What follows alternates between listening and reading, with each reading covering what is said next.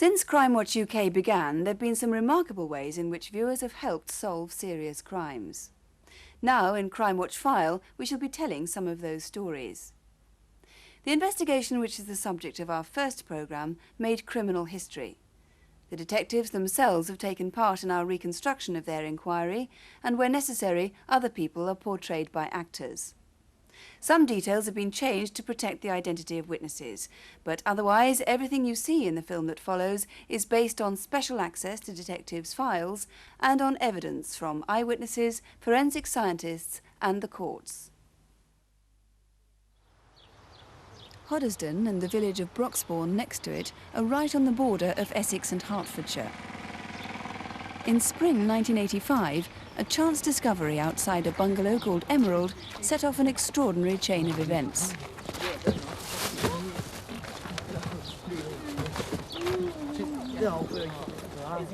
One of the schoolboys who made the discovery has since been identified only as Witness A.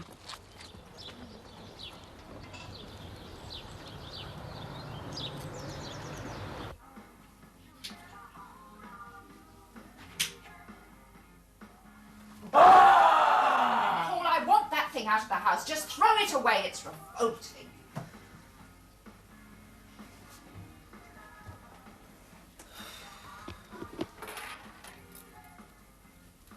As soon as I opened it, I could see the way it was laid out, by the firing pin mainly. On night exercises, we used tripwire alarms to let off 12-bore blanks. They worked more or less on the same principle. The electronics were exactly the same as my radio-controlled car. I knew Mum and Dad wouldn't believe me. I think it was mainly because I didn't understand how it worked. I started taking it apart, but I could never get it to work, so it never got put back together, and bits were gradually thrown away. Early in the morning, several men brandishing guns burst into a company on wages day. They hold the staff hostage, and then they try to ambush the security van when it arrives. We've reconstructed their most recent raid, where this time they did succeed and they got away with £90,000. Imperial Coal Stores was a depot for hops en route from Kent to breweries in the Midlands. Friday was wages day.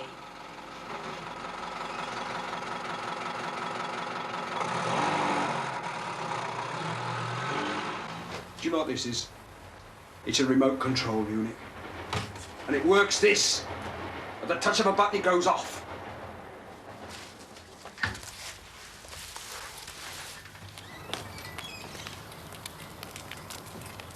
You open this bloody door! I can't open your bloody head off! I can't open it! And also of a son born this year. Derek Hutton is Labour's deputy leader of Liverpool City Council, which, in case you hadn't heard... Do you know what this is? It's a remote control unit. And it works this. At the touch of a button, it goes off. Mum! Mum, can I have a look at this? What we're going to do is take your mate out some tea, get him out What the are you cab. watching? It's Crimewatch. You must have taped that as well. Hang on, I'll rewind it. It's a remote control unit. And it works this. At the touch Look of a there, button, it goes it's that off. bomb thing, you know, like the one I found. It is, isn't it? Will you let me ring him up? Go on, let me ring him up. No, just play the tape, Paul. Let's watch the programme before you get overexcited. On the night of the programme itself, I think we received somewhere in the region of 60 to 70 calls at the studio, and it was probably 2 or 3 days before I received a telephone call from Hoddesdon Police, who told us about this young boy that had told them he had found an identical device in a rubbish sack some months before. I don't know if I'll get all the detail of that. Just do what you can remember, Paul. I was a bit sceptical that the lad may have been making the information up, having seen the programme, but he drew the 4 corner posts to the box, which at that stage finally convinced me that what he had in fact seen was the bomb that was used at the Cross and Herbert's robbery. From April 1985, we identified a particular gang from description, from their method attacking premises early in the morning, taking staff hostage at gunpoint, intent clearly upon stealing the contents of the security van. But in 2 of those offences, an exploding device was used.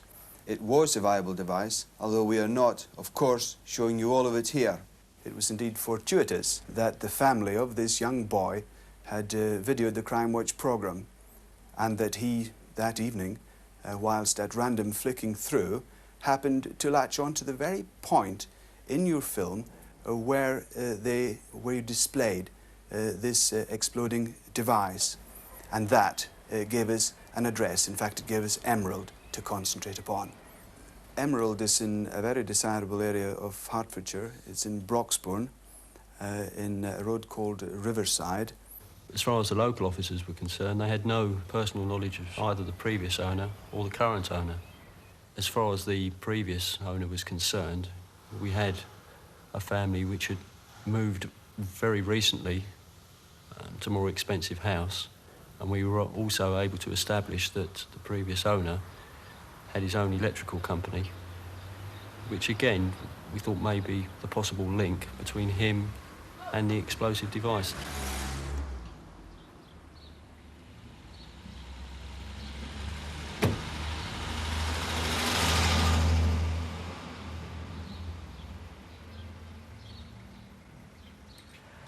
We decided to come down, sit outside early in the morning and note the comings and goings from the premises, in the hope that by doing that we may be able to find some association with him and people that possibly known to us as being involved in robberies in some way. And I was certainly convinced that we were on the right track, and it was just a case of sticking with it.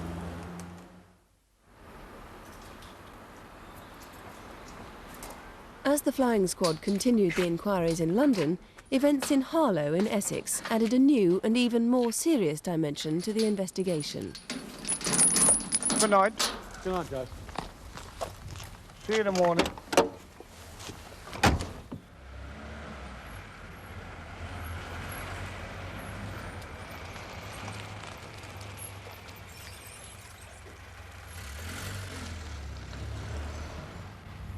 One does take different routes to work, or if a car is behind you for a little bit more than normal, one does tend to go round a block once or twice.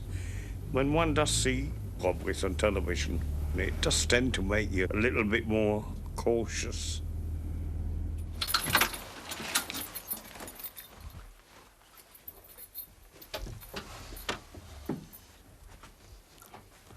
When I came into the room, I saw this man over there and another one behind me with a shotgun. They made me sit in a chair, handcuffed me. Then I saw my wife and daughter handcuffed to the table over there. Can you imagine that there's a knock on the door? They're waiting for, the wife waiting for her husband, Joe, to return. And at 7 o'clock, there's a knock on the door. And when it's opened, in rushed the villains. Balaclavas, shotguns, the lot. That alone must have been frightening. But then to sit Mrs. Symes down and her daughter, to handcuff them and say, we're waiting for your husband, nothing will happen, be quiet. And there's more arrived with guns, must have been very traumatic and very frightening indeed. At first he said, well, you obviously realise what we're here for. And they said, we want you to take us up there in the morning and open the safe up so we can help ourselves. During the course of the night, and prior to the villains leaving the house, they bound Mrs. Symes and her daughter to the bed and gagged them and left them in that state. Mrs. Symes and the daughter find it very, very difficult to talk about their experience of what went on that night. And I don't think they ever will. One of them produced a box with a red light on it attached to a belt, which they said was a bomb, which they could control by, it would be controlled by remote control. And they suggested in the morning, you would stick it under the seat of your car, and if I did not do anything they wanted, they'd detonate it. A few minutes to 6 o'clock, Bill Borman arrived, and he had Steve Perry with him. another chap. They got out their car, he locked his car, and I got out of mine. Said, morning, and I locked the outer gate. They then instructed Joe to open up the inner doors, and it was from the strong room that some £500,000 was stolen. They just raced in there, and after about 9-10 minutes at the most, one of them shouted, "This is it, lads," and they picked up what they had, locked us in the safe and went. As far as I know, this was the biggest robbery Essex had had, and it's unfortunate to say, even taking into account all the hard work that had been done, we were getting nowhere. I was seconded out to Essex for almost a week because obviously there were certain aspects of that robbery which were very, very similar to the 4 we had already linked. On this occasion, a depot was robbed. The device that was used was a mock-up device, and what struck us was that perhaps the gang had seen the Crimewatch programme and in fact involved in copycat tactics.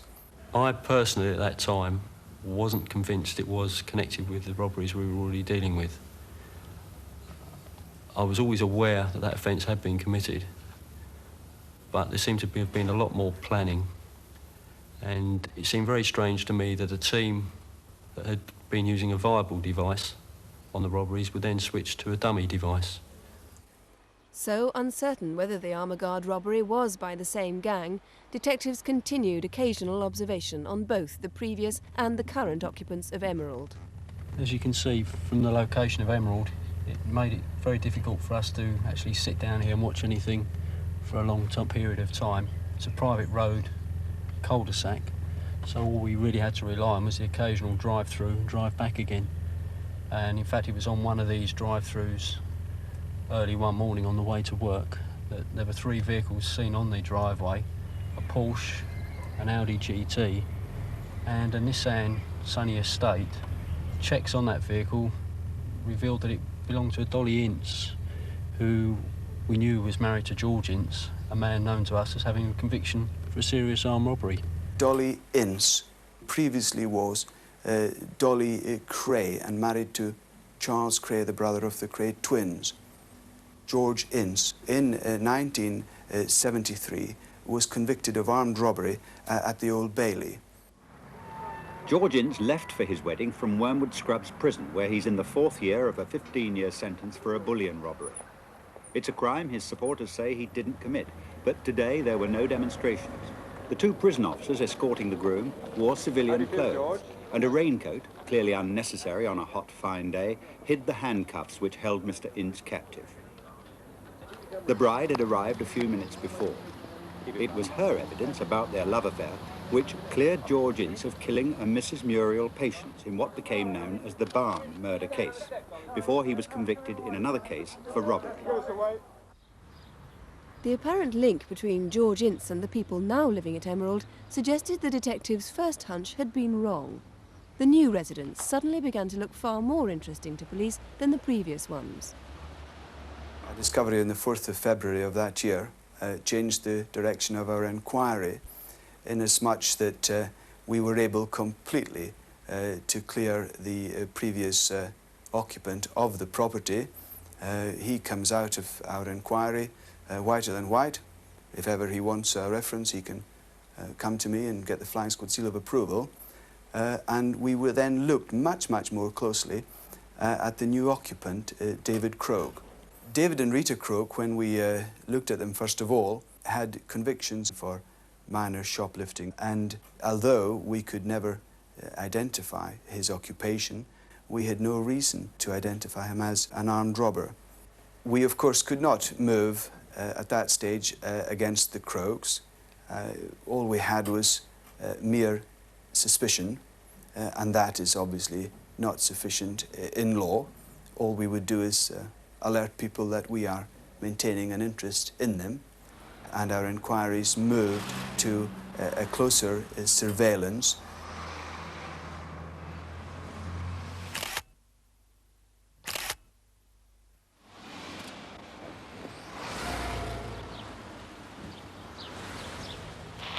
Stand by. Green car, possibly a Golf, left out of Riverside, towards the car park. Bob, can you get a close look at that vehicle and confirm who's in it? I think target 1's the passenger. I can't see who the driver is. When we saw Croak as the passenger in a very expensive limited edition VW Golf, initially we were unable to identify who the owner of that Golf was. I was aware that a man by the name of Donald Barrett was using the vehicle. Now, some 6 or 7 years previous, I had in fact had personal dealings with Barrett when he was arrested for a series of armed robberies. He was subsequently accepted as a Supergrass, and I knew that he was at that time out of prison, having been released some months previous.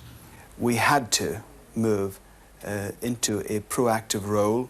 Here was a man who was one of the foremost armed robbers in London, clearly capable of committing all the offences that we had linked, and also the armaguard offence.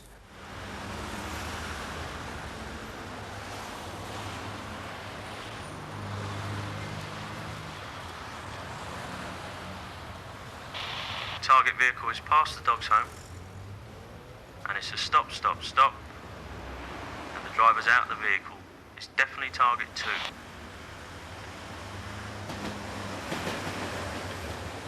He's wearing a light shirt, dark tie, and jeans. He's back to the vehicle, and it's an off, off, off. All units, hold back, hold back. I think this is a cul-de-sac. All units, contact with the target vehicle. They're into the one-way system. They're following the system round. And he's coming out, back towards you. It was on one of these occasions that a team of us took Barrett and Croak down to an area of Battersea, and in fact onto an industrial estate, which we later found contained a security depot, which we believe that they were in fact looking at. From our observations, it was clear that they were planning to rob a security depot called Shield, which is in the Nine Elms area of Battersea.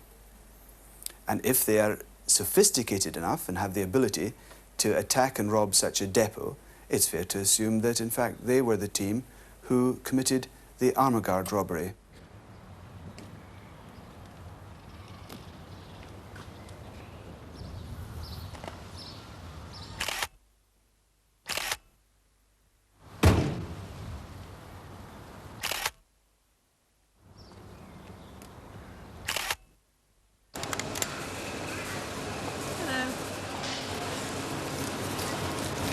Travelling to Faro today, are you?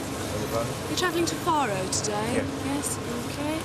I'd like to put your bags on the scales. As Barrett flew out of the country on holiday, detectives were still preparing for a robbery any day on the depot at Battersea. Hello.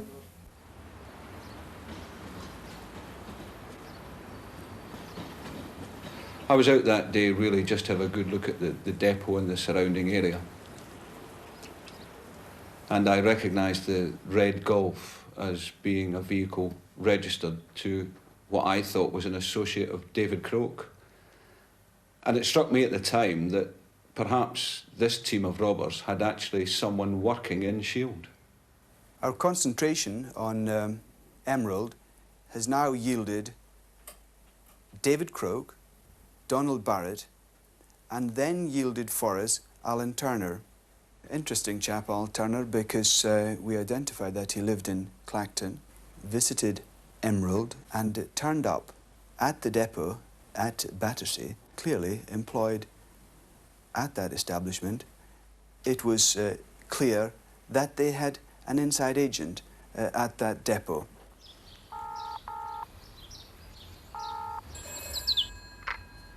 Hello? It's Dave Croak. Listen, if Don rings, tell him the run's on and it's... Double bubble. You got that? Yeah, OK, I got it. I'll tell him. See you then. When preparing for a plot of this nature, certainly I have to be aware not to do anything which may possibly alert the people that are going to be concerned in the robbery, which therefore, in this case, meant that I couldn't go anywhere on that estate to try and find suitable premises from which we could conduct an observation. Also, I had to consider, in the event of any attack being given, that people may scatter, and as you can see here, the railway lines. Hence, I went straight to the pub at the end of the road, which was ideally suited for giving us a view. Yes, Don, he said the run's on. OK, I'll tell him you're coming back. DC Shapland and my other officers were feeding her back intelligence, and the picture was developing that really we think the operation was going to actually take place. And so, with that in mind, we assumed that the target premises was going to be Shield Security. Now, this area here is the Nine Elms area of Battersea. It's an industrial estate, as you'll see. That there is Nine Elms Police Station. I had 3 observation posts, one just out of shot here, which was a public house that gave me good vision onto the area here at the front of Shield. This was where I personally was, and I had line of sight right the way through and could see any activity down here and people arriving. And the police station provided an ideal opportunity to see the vehicles coming in and out. There's only one way in through there and one way out through there, so that gave me line of sight on people coming in and people going out. So by the Sunday night, things were really beginning to happen. Barrett had suddenly come back from holiday. That was significant in itself. And then we see Croak and Barrett are followed down to Turner's address in Essex. Now, that had to be a planning meeting. They were there a few hours and came back. And by 10 o'clock or so, they're back at Broxbourne.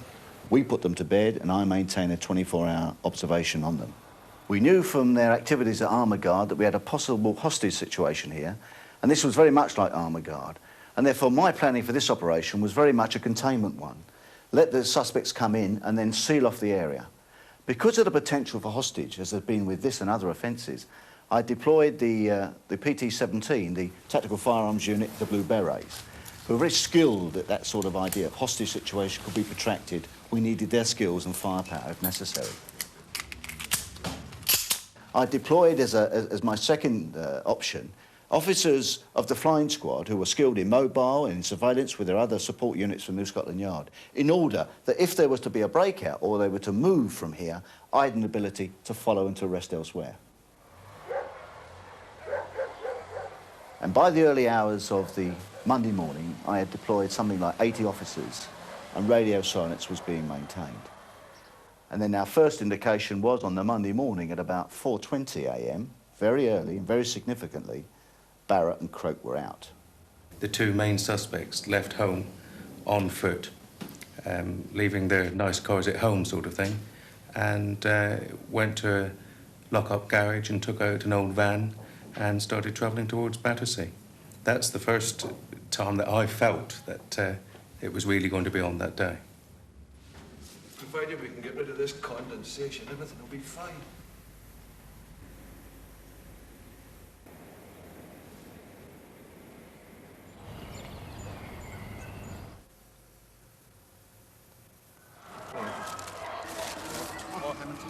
I don't really think I want to eat anyway. So in the early hours of the morning, Barrett and Croak are on their way down, travelling south towards us. Our first real sign of any real activity is about 6:15, when Turner himself comes round here onto the estate. Stand by. Turner's just arrived in his GTI. He's reversing, parking next to the hamburger stall. Wait a minute. Yeah, he's out the vehicle. Where's he going? Wait a minute. Yeah, he's gone out my sight now. A few minutes later, Turner's co-driver for Shield Security was seen from the observation post to come in and take the same route as Turner and come and park beside him here. Stand by. This is the known employee. He's out of the vehicle. Turner's approaching him. They're both talking by the side of the known employee's vehicle. Just at about 6 a.m, the real event happened was that Croak and Barrett had been followed right the way down and were seen to come through past the observation post and enter. As soon as that van arrived in the area of Battersea and went on round to where the Shield depot was, the mood changed completely and everybody became geared up, ready for an attack to be given if necessary. I don't think there's any doubt you do get nervous. I don't think you'd be human if you didn't get nervous when you know you've got suspects, armed suspects coming on when you're sitting waiting for them, yes, you do get very nervous. Suddenly I get a coded message from my observation post here that the blue escort van with Croak and Barrett actually leaves the estate and goes and parks nearby. There's a arriving, stand by.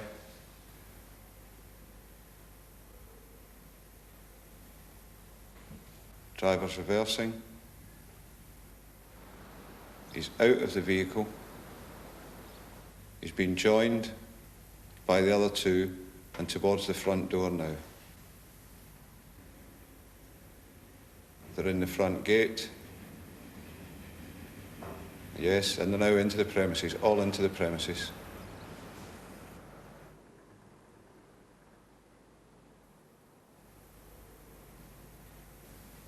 The known employee and the known target are out of the premises. The known target is carrying a small shoe-type box. And the target is into the vehicle. The vehicle's reversing.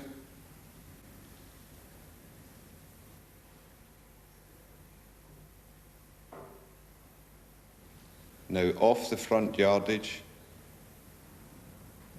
towards Tom, and it's a right, and off. Because suddenly it didn't look as if the depot was going to be the actual target premises. Now that gave me a real problem, simply because I had a vehicle with perhaps a considerable amount of valuable commodity on board, money, cash, gold, and 2 armed robbers in the near vicinity. You get a feeling of indecisiveness. You don't know, has the job been called off or what? I decided that I would deploy officers that I had, flying squad officers, in the vicinity to make up a convoy to follow the target vehicle wherever it was going to go. All the plans we've made have gone, really, because although we did have the surveillance as a backup, we were 99% sure it was going to be the depot.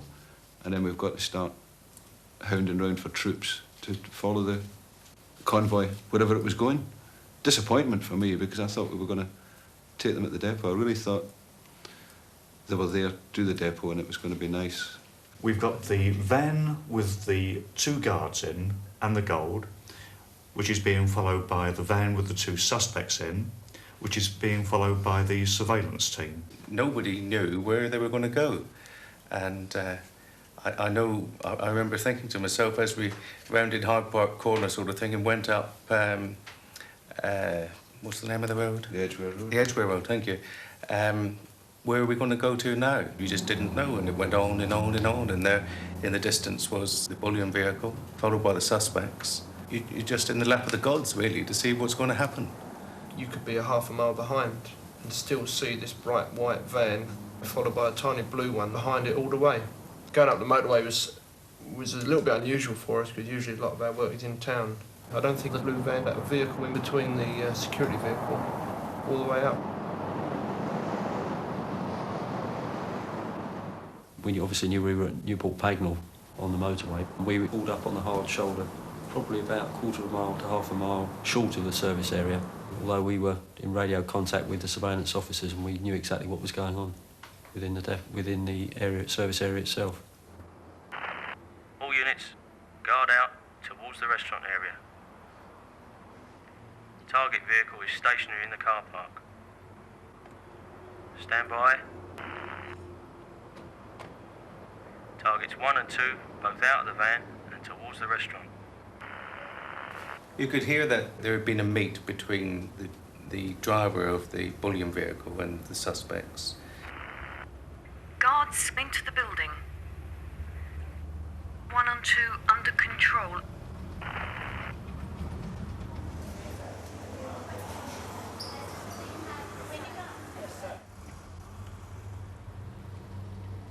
One and 2 back towards their vehicle. Stand by. Guard, back to the car park.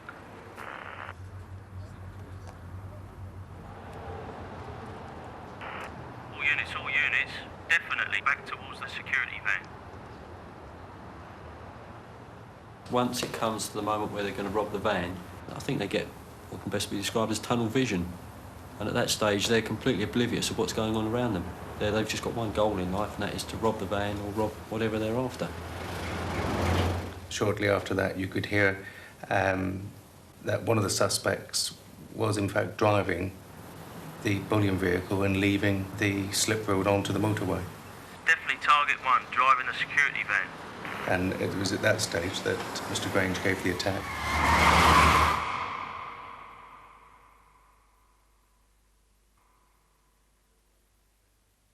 It's a build-up of adrenaline, it's a build-up of nerves, and then when you get the attack, it's released. I don't know what the other chaps feel, but I haven't really felt anything else like it, to go across the pavement and nick a team of armed robbers. It's very difficult to describe because you're moving very, very quickly, but once it's all over, once you've got them down the ground, handcuffed, you've got their guns away from them, then it's a feeling of relief more than anything, the fact that you're not hurt and nobody else is hurt and they are nicked. When you saw him standing there, he was exceptionally cool, calm and collected. There's no other way to describe him, really. I mean, he seemed the business, I think. Really seemed very professional. And I'll never forget the first words he said to one of the officers who he knew. He said, "Hello, Phil. Nice little chickle you've had here." And that was on the M1 with firearms all around, vehicles buzzing up and down, and he recognised an officer and basically congratulated him for the work he'd done. I then went further back down the motorway to where Croak was being dealt with. And then we made arrangements for them to be photographed and taken into the local police station. By 2 o'clock that day, officers had arrived at Emerald. Rita Croak was just leaving with a shotgun cartridge and a CS gas gun. She was taken to Milton Keynes police station and initially charged with conspiracy to rob. The 2 security guards had been handcuffed in the van during the robbery. One was entirely innocent. The other, Al Turner, turned out to be Rita's son. He was later charged with robbery and firearms offences. David Croak was also taken to Milton Keynes police station and charged with robbery and firearms offences. But attention now centred on Donald Barrett. If police were to find evidence on other offences or to arrest any other members of the robbery team, then it would be through him. The question was, could Donald Barrett become the first person in British criminal history to become a Supergrass for the second time? Well, following his arrest, we realised that here we had something very important, that this team were responsible for a whole series of sophisticated and very violent crimes. And the idea he could provide us a link. We asked him whether he would cooperate, and he said yes. Mr. Grange is upstairs. We might as well go up and see him now. Yeah, I'll come back to you later, OK? Yeah. Whilst he was at Newport Pagnell, I, in London, began the process of seeing the senior police officers at New Scotland Yard and the Director of Public Prosecutions to get their agreement. It wasn't an easy decision because he'd been a resident informant, a Supergrass, as you would want to call him, in the past. Here was an absolute unique occasion of a man who could be taken on board as a resident informant for a second occasion. Never been done before. Right from the start, the arrest on the M1, Barrett showed great concern as to what was going to happen to him. Being an ex-Supergrass, where were they going to put him? Where could he go in the system? There were 2 things that must have been paramount in Barrett's mind. One was how to keep himself safe, and 2, the least possible sentence.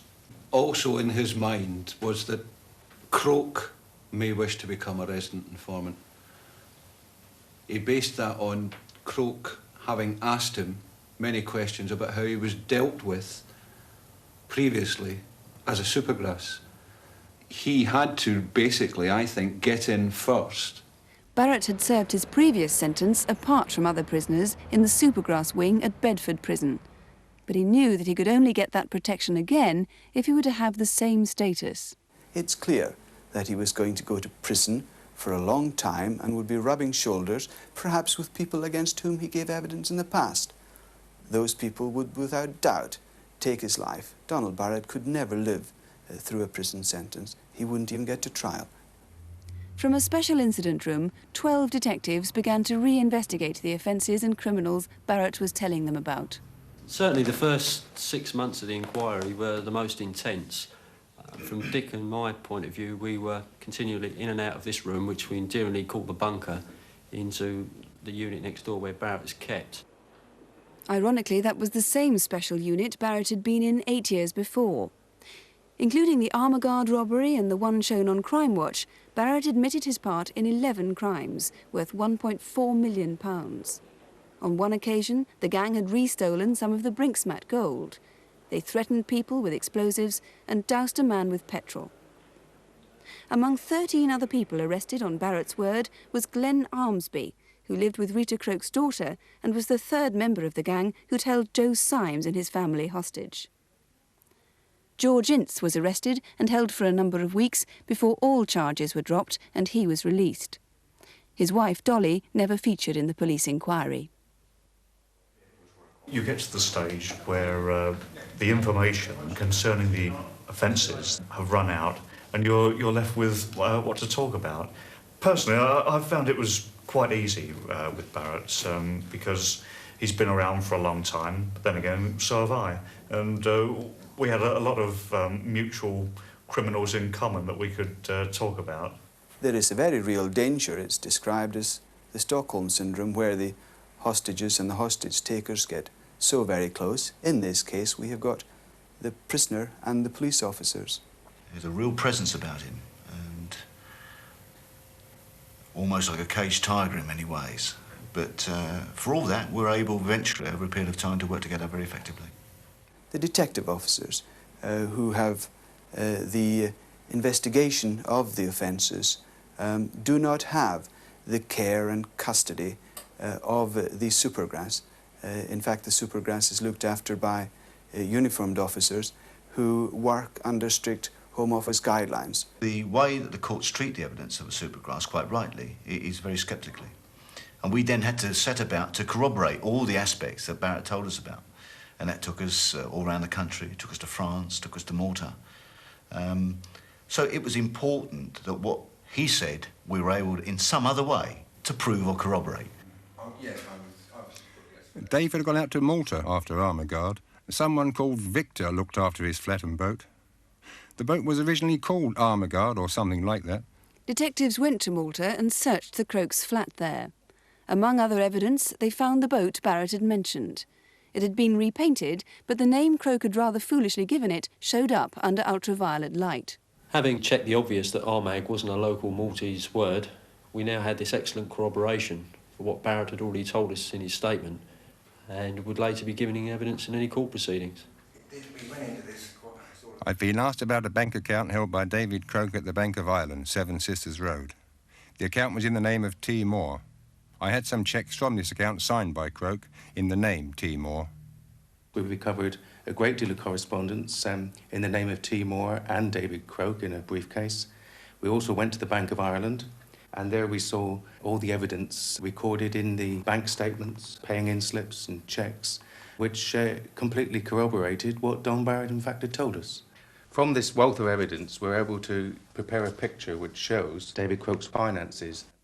The blue column shows what Don Barrett says their share of cash was, and the pink column shows what cash is shown as being paid into the bank account. These two columns here we relate to the offence at Armaguard, where Don Barrett says that David Croke had about £140,000 as their share of the robbery, and the pink column clearly shows that about £140,000 was indeed paid into Croke's bank account. Barrett was also required to confront his former accomplices before giving evidence against them in court. Gentlemen, for the sake of the tape recorder, would you please identify yourselves? D.C. Cuthbertson. Donald Barrett. D.C. Shapland. Mr. Barrett, can you identify this man in the corner? Yes, I can. Who is he? Dave Croke. Now, bearing in mind that you're still under caution, Mr. Barrett, between the 11th and the 12th of December 1985, there was a family by the name of Symes taken hostage, followed by a robbery at the Armaguard depot at the Pinnacles, Harlow. Were you involved in that, Mr. Barrett? Yes. Who else was involved? Dave Croke, Glenn Armsby. Anything you want to say about that, Mr. Croke? Mr. Croke doesn't wish to say anything. The main man, David Croke, in this case, really said not one word when he was being interrogated. In fact, I think the only thing that he said to me during a tape-recorded interview was, "I want my solicitor to be here," when he decided he didn't like the way that I was asking questions of him.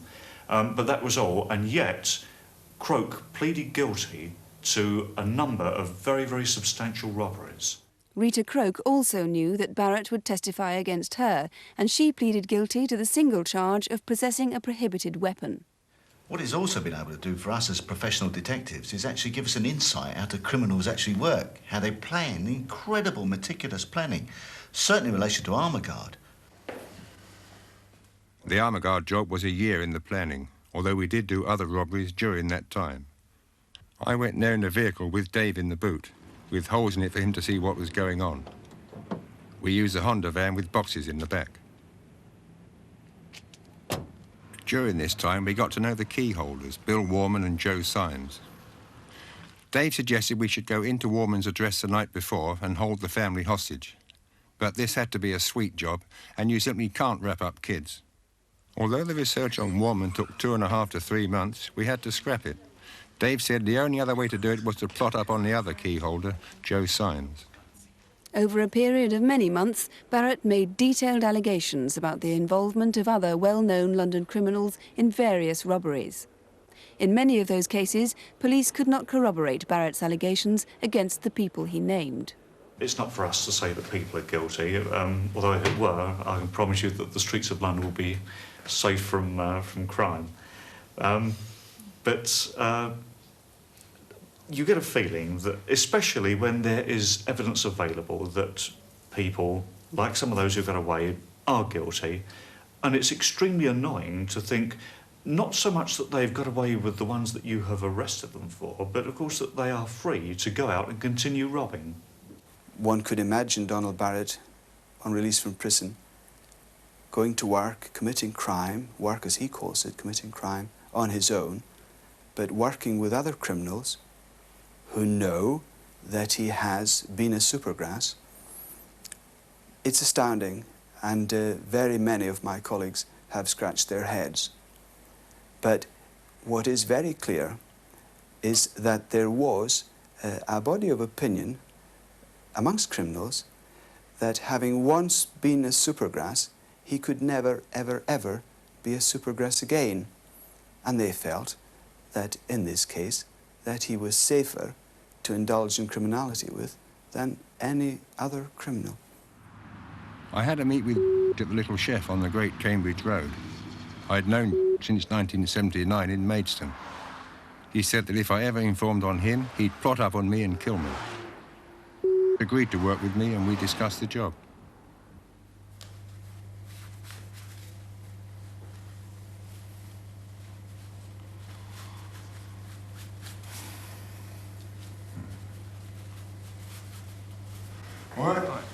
All right, done, ready? Yeah.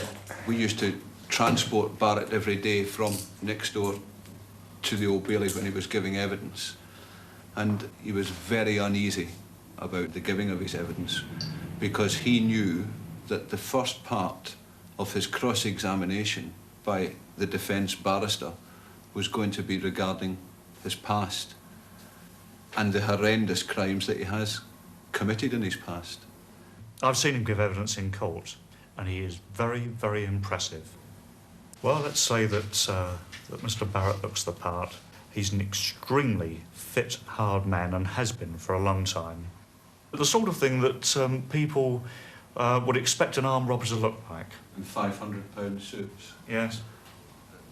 Barrett would probably spend more on a tie and handkerchief than I would spend on a suit. He always asks my opinion of what sentence he's going to get, because it's the only thing that preys on his mind. He can't think of anything else. It's a very difficult decision. I keep saying the word, he's so unique. But personally, I see that the contribution he's made in removing the streets of London, making them much safer, that we need to take account. Also, the Supergrass trial itself, system, is actually on trial. Certainly on the last occasion that Barrett was arrested and dealt with as a Supergrass, he was sentenced initially to a total of 14 years imprisonment. Now, at that particular time, there were quite a few Supergrasses in the system, and the norm of sentencing was within the region of 5 to 7 years. So at that time, Barrett's sentence was completely out of line with all the others. However, he did appeal against sentence, and in fact it was reduced to 7 years on appeal. How long was he in for? He was in custody altogether for somewhere in the region of about 3.5 to 4 years. Some people would take the view that in light of the crimes that he has committed, perhaps accurately described as one stage from terrorism, that he should be sent away for the rest of his natural days. Now, I know some senior police officers and colleagues think that the terrible nature of the offences that Barrett has committed, and I don't minimise those whatsoever, he should in fact face the ultimate penalty in the sense of perhaps life imprisonment. I've already said that I don't think that that is appropriate in this case, because I think that we haven't marked the contribution he's made to crime reduction. So on the one scale, we've got perhaps 5 years, which was the old maxim, and life on the other. And perhaps tomorrow the judge will view perhaps the middle range, somewhere around about that, as appropriate. What is very important is that it's not shown in such a light that supergrasses that have been into the system and come out can then look at it and think, well, I've got carte blanche to go out and commit whatever offences I like, because all I have to do is turn supergrass again. I think credit has got to be given, and it's got to be seen to be given, so that other people will do it in the future. In the dock at the moment are Mr. Croak and Mr. Barrett, who've been listening intensely to what's been going on. And we're in a position now where after lunch, and in fact just before lunch, the judge heard Mr. Julian Bevan acknowledge the contribution that in fact Barrett has made in the evidence that he's given and the information he's given. And this afternoon, myself and Detective Inspector Grange will go in and give some broad idea of the impact that the evidence that Barrett has given to us has meant to policing in London. And that's where I'm off to now. Thanks very much. Late yesterday afternoon, the judge retired.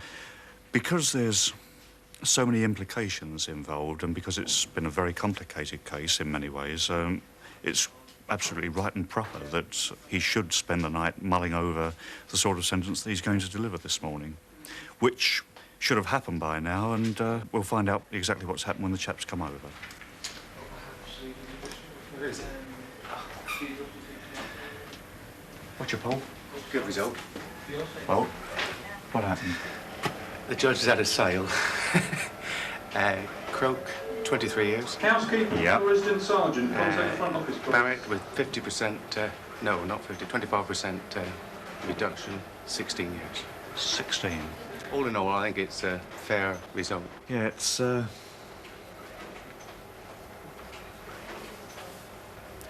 thought that Barrett might have got a little less than that.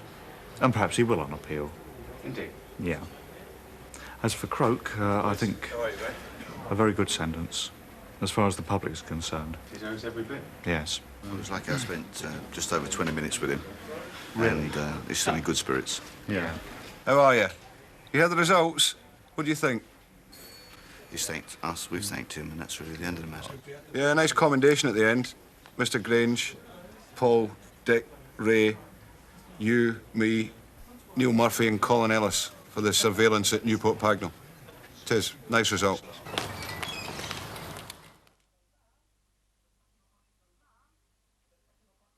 At the touch of a button, he goes... Mum! And the driver's out of the vehicle. It's definitely target 2. The known target is carrying a small shoe-type box. When you saw him standing there, he was exceptionally cool, calm and collected.